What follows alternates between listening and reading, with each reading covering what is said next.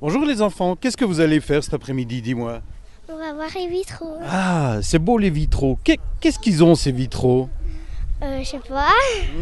Qu'est-ce que vous avez déjà appris? Qu'est-ce que tu sais sur les vitraux, toi? Qui sont dans les églises Mhm. À quoi ils servent ces vitraux? pour faire beau. Pour faire beau, par exemple. C'est ce qu'on va voir à l'intérieur. On va justement rentrer à l'intérieur de l'église et c'est là qu'on va découvrir quelques corps de métier puisqu'il y a de nouveaux vitraux qui s'installent ici à Seignelay-Légier. Florian Fröhlich, on est ici à l'église à Seignelay-Légier et vous montrez aux enfants comment se réalise l'installation de vitraux dans une église et c'est pour eux l'occasion de rencontrer les différents corps de métier. C'est important pour vous de transmettre ce savoir à des jeunes qui suivent des cours de caté parce que c'est une leçon de catéchisme.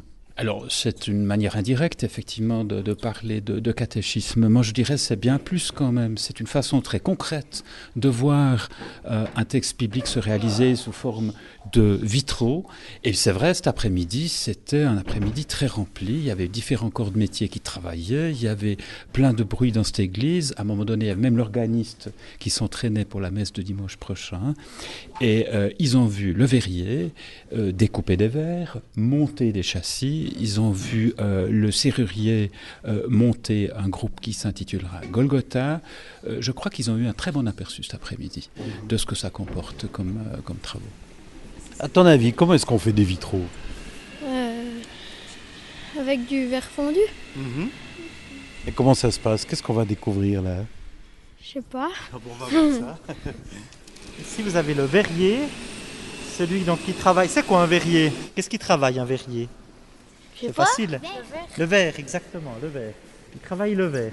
En ce moment, il est occupé à changer. Vous voyez, dans ces verrières,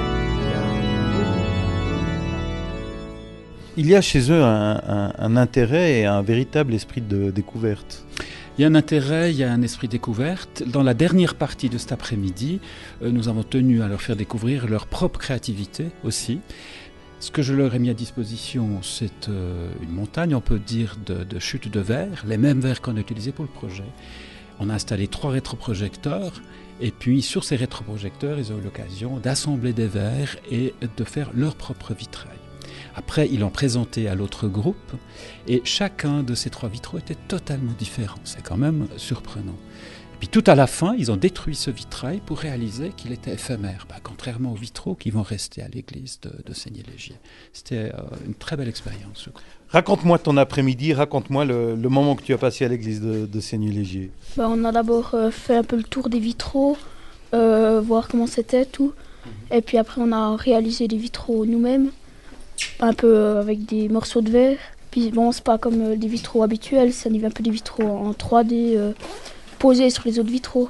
Ça, c'était intéressant, c'est la première fois qu'on voit ça. Ouais, c'est la première fois. Quelle est la signification des vitraux que l'on voit ici à Seignelay-Légier? Qu'est-ce qu'ils font passer? Qu'est-ce qu'il y a comme message? C'est toutes des scènes, mais c'est assez abstrait. On peut un peu s'imaginer plein de choses sur les scènes.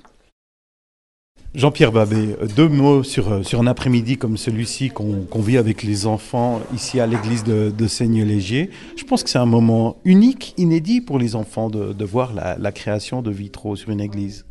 Effectivement, car dans le Jura, il y a très peu de création de vitraux ces dernières années.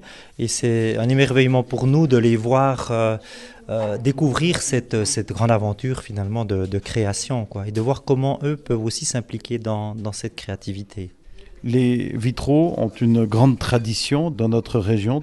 C'est aussi un bon moyen de rappeler l'histoire des vitraux à travers toutes les églises de la région. S'inscrire dans le passé, puis ouvrir vers l'avenir, c'est un peu notre projet à travers la création de ces vitraux. Le Jura est une terre de lumière, une lumière que l'on aime faire vibrer, que l'on aime partager, que l'on aime découvrir, apprivoiser aussi. C'est le travail de la lumière, c'est presque un jeu.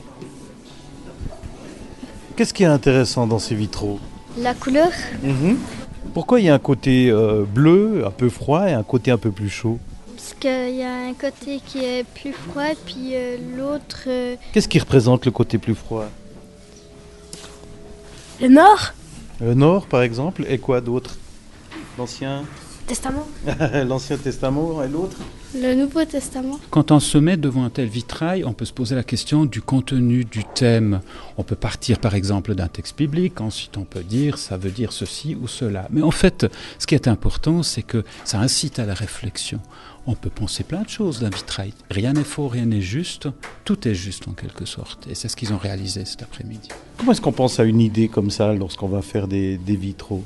Comment est-ce que l'artiste pense à ça, à ton avis? En cherchant. Hein? Ouais. Et il cherche comment?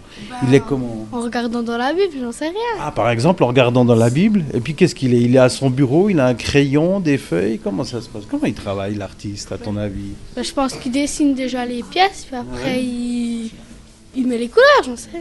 Il regarde la longueur. Ces vitraux, ils te plaisent? Ouais. Ils sont comment, ces vitraux?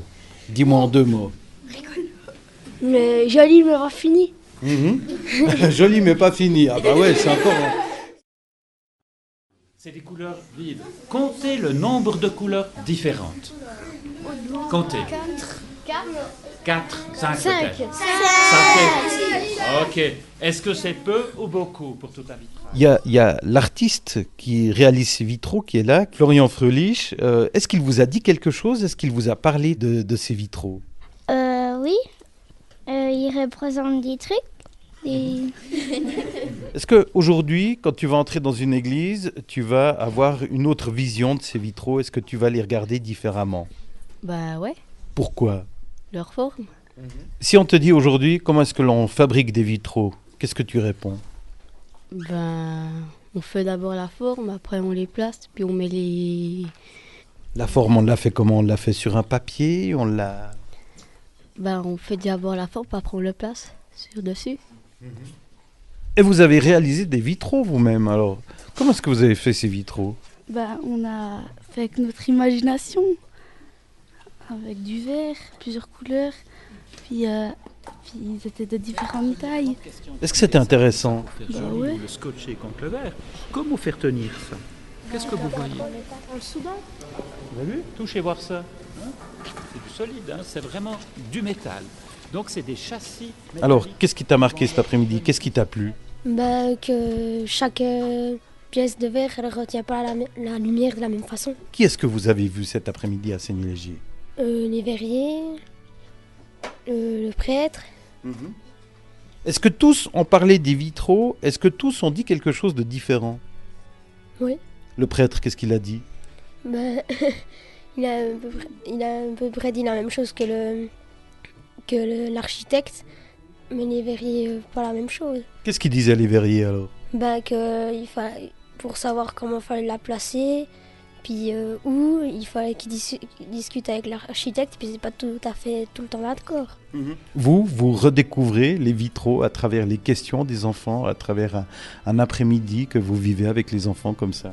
Alors c'est une autre approche, nous on a une approche, enfin pour moi un petit peu cérébrale comme ça, alors que les enfants sont beaucoup plus terre à terre, c'est la matière, c'est les formes, c'est le mélange des couleurs, alors que moi je suis un peu plus conceptuel, mais ça ouvre des voies très intéressantes. Ouais. Ça ouvre des pistes parfois inexplorées. Tout à fait, exactement, c'est beaucoup plus concret, c'est le réel, voilà. Je trouve qu'il y a une approche du réel qu'on perd parfois. Et les enfants ont une approche du réel qui ouvre des pistes très intéressantes pour nous, quoi. La spiritualité est dans ce réel et non pas ailleurs, quoi.